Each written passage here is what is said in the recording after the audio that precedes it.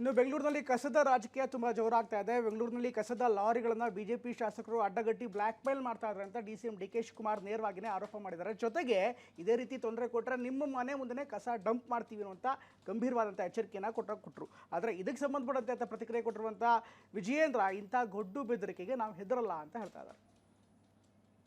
All MLAs ಎಲ್ಲ black ಮೇಲ್ ಮಾಡ್ತಾ ಇದ್ದಾರೆ. ಆಲ್ MLAs ಕಸ ಹಾಕಬಾರ್ದು ಅಂತೇಳಿ ಬ್ಲ್ಯಾಕ್ ಮೇಲ್ ಮಾಡ್ತಾ ಇದ್ದಾರೆ. ನಮಗೆ ಫಂಡ್ಸ್ ಬೇಕು, ಅದು ಬೇಕು, ಇದು ಬೇಕು ಅಂತ.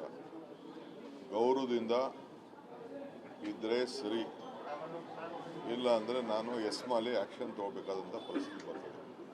MLA ಆಗಲಿ ಯಾರೇ ಆಗಲಿ, ನಾವು ಮರ್ಸಿಲೆಸ್ಸಾಗೆ ಈ ಕಸನ ನಿಲ್ಲಿಸಿದ್ರೆ ಅವ್ರ ಮನೆ ಮುಂದೆನೇ ಹಾಕ್ಸಿಸ್ತೀನಿ.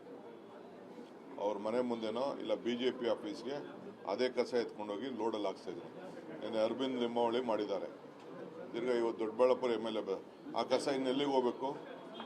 ಅಶೋಕನ ಮನೆಗೆ ಹೋಗ್ಬೇಕು, ಇಲ್ಲಾಂದ್ರೆ ವಿಜಯೇಂದ್ರದ ಮನೆಗೆ ಹೋಗ್ಬೇಕು.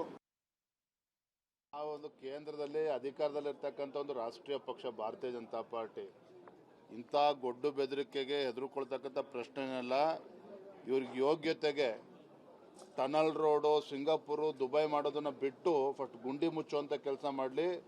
ಕಸ ವಿಲೇವಾರಿ ಇದೆಲ್ಲವೂ ಕೂಡ ರಾಜ್ಯ ಸರ್ಕಾರದ ಜವಾಬ್ದಾರಿ. ತಾವೇ ಉಸ್ತುವಾರಿ ಸಚಿವರಿದ್ದೀರಿ ಬೆಂಗಳೂರಿಗೆ. ಇದನ್ನು ಹೇಗೆ ಸರಿಪಡಿಸ್ಬೇಕು ಅದ್ರ ಕಡೆ ಗಮನ ಕೊಡಲಿ. ಈ ರೀತಿ ದರ್ಪ ಇವೆಲ್ಲ ಸವಾಲುಗಳಾಗ್ತಕ್ಕಂಥ ಅವಶ್ಯಕತೆ ಇಲ್ಲ. ಇನ್ನು ಬೆಂಗಳೂರಿನ ಕಸವನ್ನು ದೊಡ್ಡಬಳ್ಳಾಪುರದತ್ತ ಕೊಂಡೊಯ್ಯಲಾಗ್ತಾ ಇತ್ತು. ಹೀಗಾಗಿ ಅತ್ತ ಅಲ್ಲಿನ ಶಾಸಕ ಧೀರಜ್ ಮುನ್ರಾಜು ಕೂಡ ಸರ್ಕಾರದ ವಿರುದ್ಧ ಸಿಟ್ಟಾಗಿದ್ದರು. ಸುಮಾರು 72 ಗಾಡಿಗಳಿಗೆ ಮಾತ್ರ ಆ ಭಾಗದಲ್ಲಿ ಅವಕಾಶ ಇದೆ. ಆದರೆ 400ಕ್ಕೂ ಹೆಚ್ಚು ಕಸದ ಲಾರಿಗಳು ಆ ಭಾಗಕ್ಕೆ ಬರ್ತಾ ಇದೆ. ಹೀಗಾಗಿ ಅದನ್ನ ತಡೆಗಟ್ಟಿದ್ದೀವಿ ಅನ್ನುವಂಥ ಮಾತನ್ನು ಧೀರಜ್ ಹೇಳ್ತಾ ಇದ್ದಾರೆ. ನಮ್ಮ ಪ್ರತಿನಿಧಿ ಕಿರಣ್ ಧೀರಜ್ ಜೊತೆಗೆ ಮಾತನಾಡಿದ್ದಾರೆ. ಹಾಗೆ DCM ಅವರ ಮಾತಿಗೆ ಧೀರಜ್ ಕೂಡ ಪ್ರತಿಕ್ರಿಯೆಯನ್ನು ಕೊಟ್ಟಿದ್ದಾರೆ. ಹಾಗಾದರೆ ಧೀರಜ್ ಏನಂದ್ರು ನೋಡೋಣ. TV9 ಜೊತೆ ಇದ್ರೆ ದೊಡ್ಡಬಳ್ಳಾಪುರ ಶಾಸಕ ಧೀರಜ್ ಮುನ್ರಾಜ್ ಅವರು. ಮುನ್ರಾಜ್ ಅವರೇ, ನಿನ್ನೆ ಕಸದ ಲಾರಿಗಳನ್ನ ನೀವು ತಡೆದ್ರೆ, ನಿನ್ನೆ ಯಾಕೆ ತಡೆದಿದ್ದು? ನಿನ್ನೆಯಿಂದ ಯಾಕೆ ಈ ಸಮಸ್ಯೆ ಸೃಷ್ಟಿ ಆಯ್ತಲ್ಲಿ? ಆ ಕಾನೂನು ಅಡಿಯಲ್ಲಿ 70 ಲಾರಿ ಹಾಕ್ಲಿಕ್ಕೆ ನಾನು ನಿನ್ನೆ ಬಿಟ್ಟಿದ್ದೀನಿ. ನನ್ನ ಸ್ಟ್ಯಾನ್ಸ್ ಕ್ಲಿಯರ್ ಇದೆ. ದೊಡ್ಡಬಳ್ಳಾಪುರಕ್ಕೆ ಕಸನೂ ಬೇಡ, ದೊಡ್ಡಬಳ್ಳಾಪುರಕ್ಕೆ ಕಸದ ಅನುದಾನನೂ ಬೇಡ ಅನ್ನೋಂಥ ಉದ್ದೇಶದಿಂದ ನಾನು ಹೋರಾಟ ಮುಂದುವರಿಯುತ್ತೆ. ನಿನ್ನೆನೂ ನಾನು ಕಳಿಸಿರುವಂಥದ್ದು ಆ 400 ಲಾರಿಗಳು ಏನು ಮಾದೇವಪುರ ಹಾಗೂ ಬ್ಯಾಟರಾಯನಪುರದಲ್ಲಿ ಸುರಿಬೇಕಾಗಿತ್ತು ಅದನ್ನು ದೊಡ್ಡಬಳ್ಳಾಪುರಕ್ಕೆ ಡೈವರ್ಟ್ ಮಾಡಿದ್ರು. ತಾಲೂಕಿನ ಜನ ನನಗೆ ಮತ ಕೊಟ್ಟು ನಮ್ಮ ಪರವಾಗಿ ಹೋರಾಡು ಅಂತ ಹೇಳಿ ಶಾಸಕರು ಮಾಡಿದ್ದಾರೆ. ಆ ಹೋರಾಟವನ್ನು ನಿನ್ನೆ ನಡೆಸಿದ್ದೀನಿ. ಅದರ ವಿರುದ್ಧವಾಗಿ 400 ಗಾಡಿಯನ್ನು ತಡೆದು ಅದನ್ನು ವಾಪಸ್ ಕಳಿಸುವಂಥ ಕೆಲಸವನ್ನು ನಿನ್ನೆ ನಾನು ಮಾಡಿದ್ದೀನಿ. ಇದಕ್ಕೋಸ್ಕರ ತಾವು ಎಸ್ಮಾ ಕಾಯ್ದೆ ಹಾಕಿದ್ರು ನಾನು ಸಿದ್ಧ ಇದ್ದೀನಿ. ನಮ್ಮ ಮೇಲೆ ಏನೇ ಬೆದರಿಕೆ ಕೊಟ್ಟರು ನಾನು ಸಿದ್ಧ ಇದ್ದೀನಿ. ನಮ್ಮ ಮನೆ ಮೇಲೆ ಕಸ ಸುರಿತೀರಾ, ನಮ್ಮ ಮನೆ ಮುಂದೆ ಕಸ ಸುರಿತೀರಾ ಅಂದರೂ ನಾನು ಸಿದ್ಧ ಇದ್ದೀನಿ.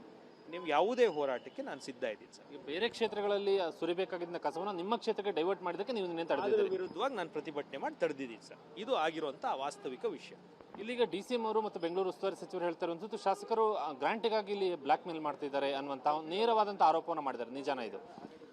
ನಾನು ಹೇಳಿದ್ನಲ್ಲ ಸರ್, ನಾನೆಲ್ಲಾದರೂ ಗ್ರ್ಯಾಂಟನ್ನು ಕೇಳಿದರೆ, ನಾನೆಲ್ಲಾದರೂ ರಿಕ್ವೆಸ್ಟ್ ಮಾಡಿರುವಂಥ letter, phone call, audio conversation or 1 person if they say that, ನನ್ನ ಮೇಲೆ ಯಾವುದೇ ರೀತಿಯಾದಂಥ ಕಾನೂನು ಕ್ರಮ ತಗೊಂಡು ನನ್ನ ಅರೆಸ್ಟ್ ಮಾಡಿದ್ರು ನಾನು ಸಿದ್ಧ ಇದ್ದೀನಿ ಜೈಲಿಗೆ ಹೋಗೋಕ್ಕೆ. ನಾನು ಅನುದಾನ ಕೇಳೇ ಇಲ್ಲ.